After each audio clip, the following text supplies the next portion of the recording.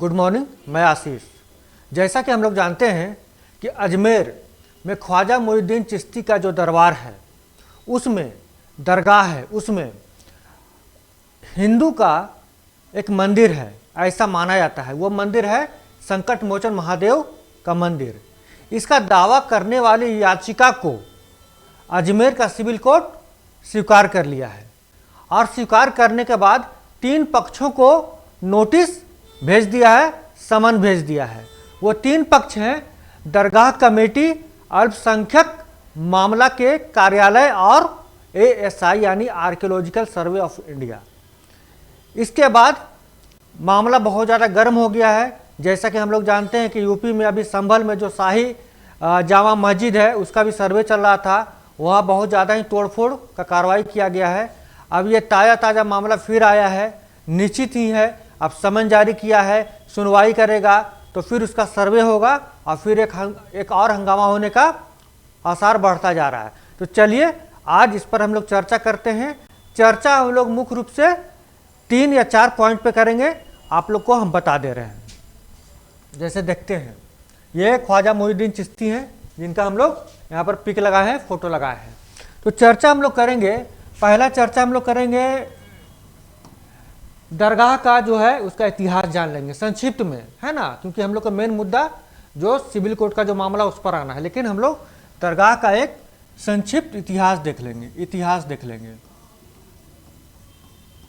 दूसरा देख लेंगे कि जो पक्ष है जो दावा कर रहे हैं कि ये मंदिर है, उनका क्या दावा है, और जो विपक्ष है यानी दरगाह कमेटी के पक्ष की ओर से जो अपना सुनवाई करवाएंगे उनका क्या दावा है। तो पक्ष का दावा देखेंगे हम लोग। पक्ष में जो है उनका दावा यानी मंदिर पक्ष का बात कर रहे हैं हम लोग, मंदिर पक्ष का बात कर रहे हैं। तीसरा आपका जो इसका मस्जिद पक्ष में, मस्जिद नहीं, ये दरगाह पक्ष में जो है दरगाह पक्ष का हम लोग बातों को समझेंगे, है ना। और चौथा हम लोग देखेंगे आपका पूजा स्थल कानून 1991, है ना। हमेशा सुनते होंगे आप प्लेस एंड वर्शिप एक्ट 1991, हमेशा सुनते होंगे। ये क्या है? ये 4 बातों को अगर हम लोग समझ जाएंगे तो पूरा मामला हम लोग समझ जाएंगे। तो 4 पॉइंट पहले ही बता दिए हैं, इसी पर हम लोग चर्चा करने वाले हैं, ठीक है, कोई दिक्कत नहीं। चलिए इतिहास से हम लोग शुरू करते हैं।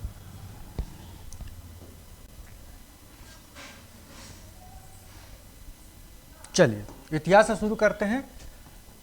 तो ये जो मोइनुद्दीन चिश्ती थे, ख्वाजा मोइनुद्दीन चिश्ती, ये पर्शिया के रहने वाले थे, फारस के रहने वाले थे, यानी कि वर्तमान में इसको ईरान कहा जाता है। ईरान के रहने वाले थे और ये ईरान से होकर भारत के राजस्थान के अजमेर में आकर बस गए थे, ठीक है ना।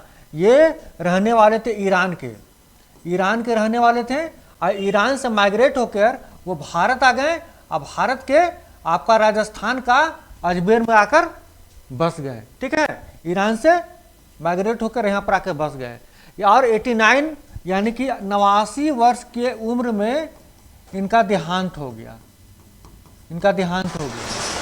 माना जाता है कि ये बड़े ही धर्मनिरपेक्ष थे, इनका उपदेश धर्मनिरपेक्ष वाला होता था, तो इनका फॉलोअर बहुत ज़्यादा बढ़ गया, सभी धर्मों के लोग उनको फॉलो करने लगे।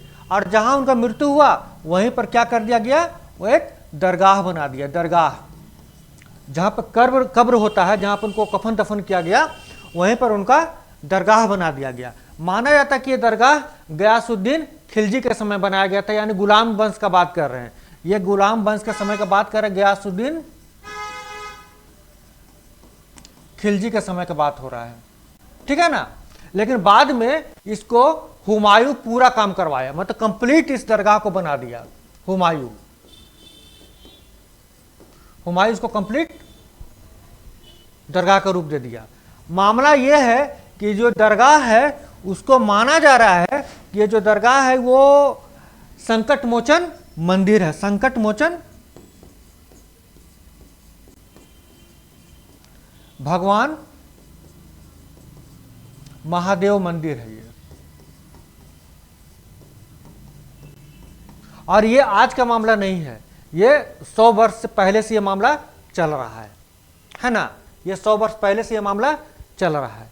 तो ये तो एक संक्षिप्त इतिहास जान गए हम लोग। चलिए आप लोग जानते हैं कि जो पक्षकार हैं, जो मंदिर का दावा कर रहे हैं, मंदिर का दावा कर रहे हैं, वो आखिर मंदिर का दावा किस आधार पर कर रहे हैं, हम लोग उसको समझते हैं, ठीक है ना। तो इसको मिटा देते हैं, चलिए इसको मिटा देते हैं। इतिहास का काम हो गया। अब पक्षकार का हम लोग बात को समझ जाते हैं। बहुत ही संक्षिप्त, बहुत ही सरल भाषा में समझेंगे, ताकि सुनने के बाद आप भी किसी को समझा सकते हैं कि मामला आखिर क्या है। तो इसका पक्षकार यानी हिंदू पक्ष, मंदिर पक्ष बोलेंगे, हिंदू नहीं, मंदिर पक्ष, मंदिर पक्षकार का मानना है कि यह पहले क्या था, संकट महादेव मंदिर था, संकट मोचन, संकट मोचन महादेव मंदिर हुआ करता था। कोर्ट पूछा भाई दावा क्या है आपका, किस आधार पे बोल रहे हैं। तो ये दावा जो बताए हैं, आधार जो बताया, ये आधार बताया, आधार क्या है, तो एक आधार दिया है क्या कि एक रिटायर्ड जस्टिस थे, उनका नाम था हरिविलास शारदा, हरिविलास शारदा, एक जज थे, जज रिटायर्ड कर गए, हरिविलास शारदा। 1911 में उनका एक बुक आया था, 1911 में उनका एक बुक आया था, बुक का नाम था अजमेर हिस्टोरिकल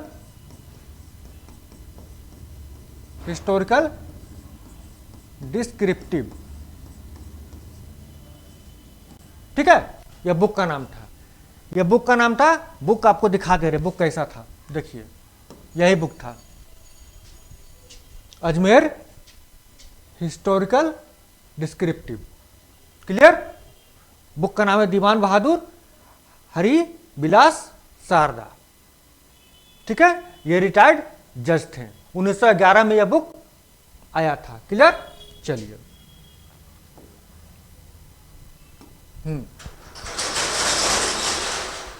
तो जैसा कि 1911 में ये बुक आ गया था जज साहब का, उसमें जज साहब बताते हैं कि ये जो दरगाह था पहले संकट मोचन महावीर, ये संकट मोचन भगवान महादेव का मंदिर था, उसमें हिंदू ब्राह्मण फैमिली जाकर पूजा अर्चना करते थे, जलाभिषेक भी करते थे। लेकिन इसको फिर धीरे धीरे करके इनक्रोच करके इसको दरगाह में शामिल कर दिया गया। ये बताते हैं, इस बुक में बताया गया है, इस बुक का आधार, इसी बुक को आधार बनाया गया है, और आधार में बताया गया है कि जो दरगाह है उसका जो परिसर है, परिसर मतलब जो पूरा उसका कंपाउंड है, उसमें एक बुलंद दरवाजा, बुलंद दरवाजा, बुलंद दरवाजा,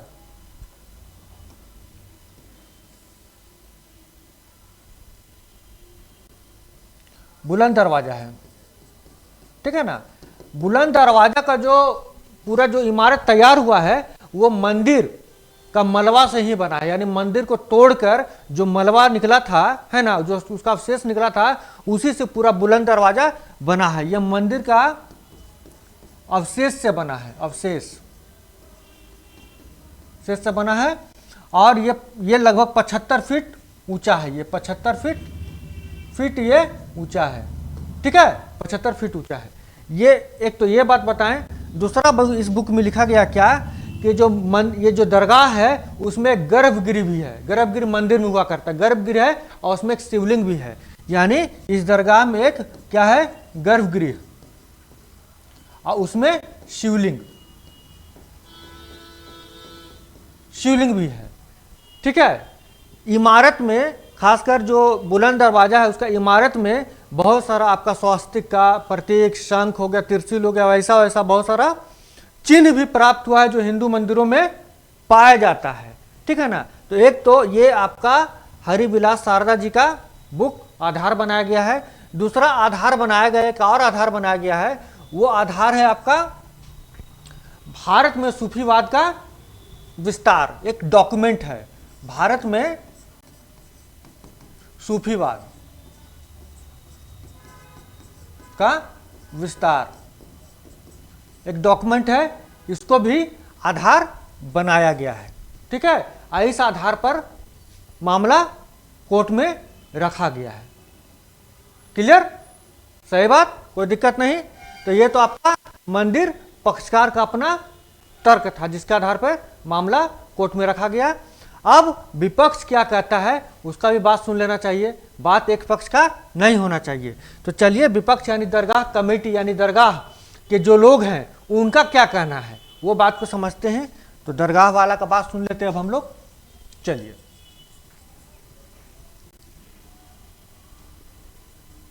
चलिए दरगाह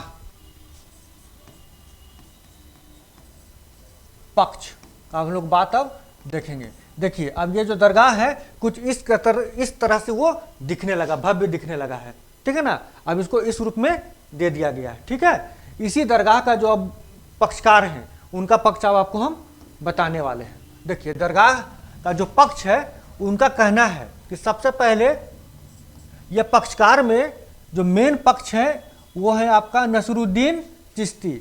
नसरुद्दीन चिश्ती मतलब कि जो दरगाह जो है ना अभी ये आपका अजमेर शरीफ दरगाह उसका जो चीफ है मतलब कि हेड है वो नसरुद्दीन चिश्ती हैं।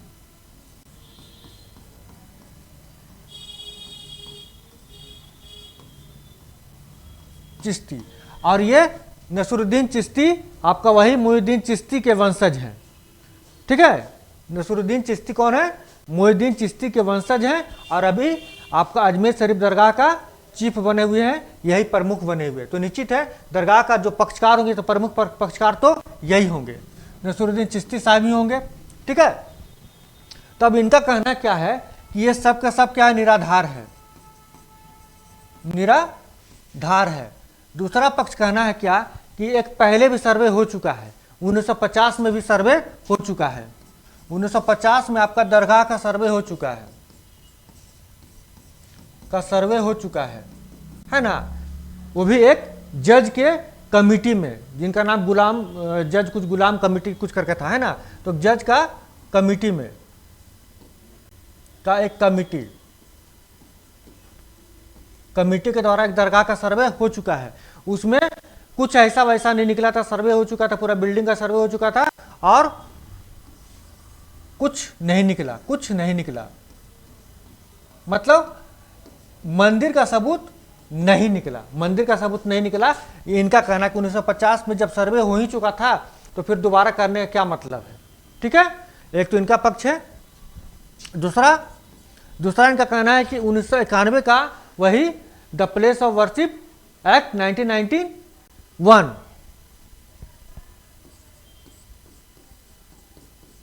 प्लेस ऑफ वर्शिप एक्ट 1991 या इसको कहते हैं पूजा स्थल कानून, हिंदी में बता दे रहे हैं 1991, इसका उल्लंघन है। नसरुद्दीन चिश्ती जो दरगाह के पक्षकार हैं वो बताते हैं कि the place of the worship act 1991 या फिर पूजा स्थल कानून 1991, इस कानून का हवाला देते हुए बताते हैं कि दरगाह का सर्वे नहीं हो सकता है क्योंकि इस कानून का उल्लंघन हो जाएगा, ठीक है। तो ये इनका अपना पक्ष है। तो ये इनका भी पक्ष हम लोग समझ गए। अब हम लोग को समझना क्या है कि यह कानून आखिर क्या है, ये आखिर कानून क्या है। यहाँ पर हम अपना विचार देना नहीं चाहते कि मेरा क्या विचार है या फिर आपका विचार क्या है। यहाँ पर जो मामला है मामला को समझ जाना है, फिर तो अपना अपना विचार, लोकतांत्रिक देश है, अपना अपना विचार कोई भी रख सकता है, लेकिन हम मामला को बस समझा देना चाहते हैं कि आखिर मामला क्या चल रहा है। अब यहाँ पर हमको समझना है कि the place of the worship act 1991 या पूजा स्थल कानून 1991 है क्या, क्योंकि बार बार ये चर्चा में आएगा, विशेषकर राजनीति इस पर तो चलता है तो चर्चा आएगा ही आएगा। जैसे कभी वो ओवैसी साहब हैं, इसका चर्चा बार बार करेंगे, है ना। और हिंदू पक्ष की ओर से या मंदिर पक्ष की ओर से जो भी रहेंगे इसका कानून का खंडन करेंगे। तो इस कानून के बारे में जानकारी लेना बहुत जरूरी है। ये है क्या, तो बड़ा सरलता से आपको हम समझा देते हैं। चलिए समझ जाते हैं हम लोग। पूजा स्थल कानून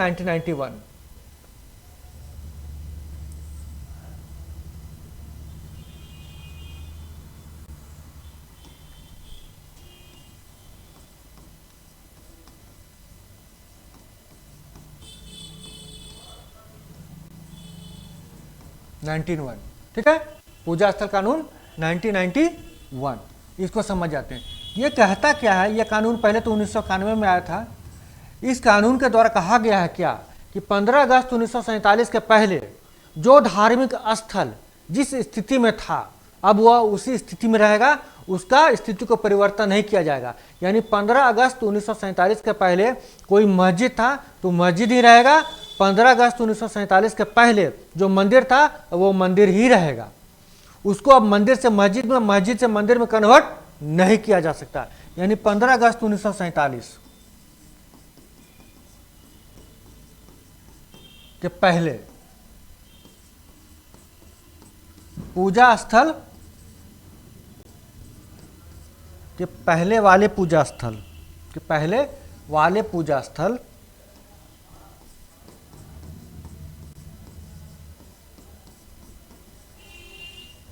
अपने स्थिति में ही रहेंगे।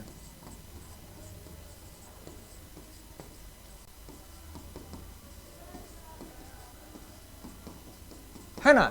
यानी 15 अगस्त 1947 के पहले अगर कोई मंदिर है और कोई मस्जिद है मान लीजिए, तो जो मंदिर है वो मंदिर ही रहेगा, जो मस्जिद है वो मस्जिद ही रहेगा, कन्वर्ट नहीं करेगा। ठीक है ना। केवल अपवाद था किस पर? अपवाद बाबरी मस्जिद पर। बाबरी मस्जिद पर यह कानून लागू नहीं होता है, यह कानून लागू नहीं था, बाकी सभी पर यह कानून लागू होगा। इसीलिए विशेषकर जब भी कभी मस्जिद का सर्वे होता है तो बहुत लोग पक्षकार लोग बोलते हैं कि इस कानून का उल्लंघन हो गया, इस कानून का उल्लंघन हो गया। ठीक है ना। लेकिन अब कोर्ट में भी ये तो कानून उठा ही होगा कि इस कानून का वायलेशन नहीं होना चाहिए। तब जो मंदिर का जो पक्षकार थे वो तर्क रखते हैं क्या कि इस कानून का उल्लंघन नहीं हो रहा है। इस कानून का उल्लंघन क्यों नहीं हो रहा है, बात को समझिए। देखिए क्या बोलता है कि 15 अगस्त 1947 के पहले अगर कोई मंदिर या कोई पूजा स्थल हो वो अपना स्थिति में वही रहे, उस स्थिति में रहेगा। यानी कि हिंदू का हो चाहे मुस्लिम का हो, जो भी पूजा स्थल है वही स्थिति में रहेगा। लेकिन ये दरगाह है, कोई पूजा स्थल नहीं है। ये बताया गया है क्या कि ये तो दरगाह है, ये दरगाह है। दरगाह में किसी भी इंसान को दरगाह के अंदर पूजा करने का अनुमति नहीं है। यानी कि कोई मुस्लिम जाकर उसमें नमाज नहीं पढ़ सकता है, कोई हिंदू जाकर उसमें कोई जलाभिषेक नहीं कर सकता है, कोई क्रिश्चियन जाकर उसमें प्रार्थना नहीं कर रहा है, कोई और धर्म के लोग कुछ और अपने अनुसार नहीं कर रहे हैं। यानी कि यहाँ पर तो कोई पूजा हो ही नहीं रहा है, किसी पक्ष की ओर पूजा नहीं किया जा रहा। यानी दरगाह के अंदर न तो नमाज पढ़ा जा रहा है, नहीं पूजा अर्चना किया जा रहा है, नहीं प्रार्थना सभा आयोजन किया जा रहा है। तो यहाँ पर कोई पूजा इंसान के रूप में, इंसान के द्वारा पूजा नहीं हो रहा है, इंसान द्वारा पूजा नहीं हो रहा है, नहीं हो रहा है, चाहे वो किसी धर्म का हो, पूजा नहीं हो रहा। जब पूजा नहीं हो रहा है तो ये फिर पूजा स्थल वाला पूजा स्थल कानून 1991 कैसे लागू होगा? पूजा स्थल कानून 1991 वही ना लागू होगा जहां पर पूजा होगा। पूजा कहने का मतलब कोई बोला हिंदू पक्ष का हम बात नहीं कर रहे हैं, सभी धर्मों का अपने अपने अनुसार जो पूजा करते हैं, है ना। कोई इबादत करता, कोई पूजा करता, कोई प्रेयर करता, वो अलग बात है।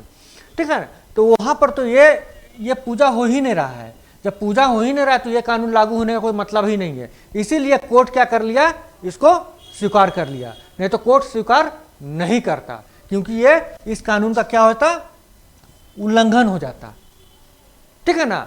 तो इसलिए कोर्ट स्वीकार कर लिया। अब कोर्ट स्वीकार करने के बाद क्या कर लिया है कि अब तीन लोगों को, तीन पक्षों को क्या कर दिया है, नोटिस थमा दिया है। नोटिस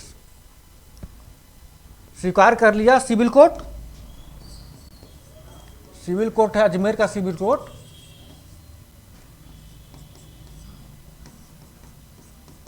क्या किया, तीन पक्षों को नोटिस दे दिया। किसको किसको नोटिस दे दिया है? तो पहला दे दिया किसको, दरगाह कमिटी को। दूसरा दे दिया है ASI को, यानी आर्कियोलॉजिकल सर्वे ऑफ इंडिया को। और तीसरा आपको दे दिया किसको, एक दरगाह अल्पसंख्यक मामला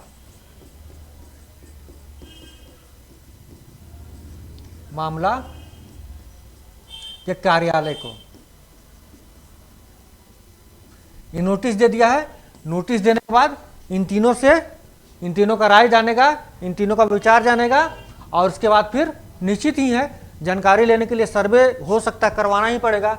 और दोबारा जब सर्वे कराएगा तो फिर से हो सकता है कि कोई प्रॉब्लम क्रिएट हो, जैसे अभी यूपी के संभल में हो रहा है। यूपी के संभल में भी आपको लग रहा होगा कि वहाँ भी तो पूजा स्थल कानून 1991 का वायलेशन हुआ है, नहीं, वहाँ पर भी नहीं हुआ है। इसलिए नहीं हुआ है क्योंकि वो ASI के अंतर्गत वो प्रोटेक्टेड मोन्यूमेंट है ना, वो स्मारक है। और अपवाद में डाल दिया क्या है कि ASI जो भी संरक्षण में अपना ले लेगा किसी धार्मिक स्थल को, वहाँ पर ये कानून लागू नहीं होगा। तो संभल का जो आपका शाही जामा मस्जिद है उसको वो ASI के अंतर्गत आता है। भले वहाँ के कुछ लोग, वो एक विशेष समुदाय के लोग उसको अपने कब्जा में किए हुए अलग बात है, लेकिन कानूनी रूप से क्या है, संभल वाला मस्जिद आपका ASI के अंतर्गत आता है। और जो ASI के अंतर्गत आ जाएगा उस पर यह कानून लागू नहीं होगा। इसलिए कोर्ट वहाँ भी सर्वे का आदेश दे दिया था। ठीक है, कोई कन्फ्यूजन नहीं। तो बस आज के लिए इतना ही। हम लोग फिर मिलेंगे एक नए वीडियो के साथ। तब तक के लिए नमस्कार।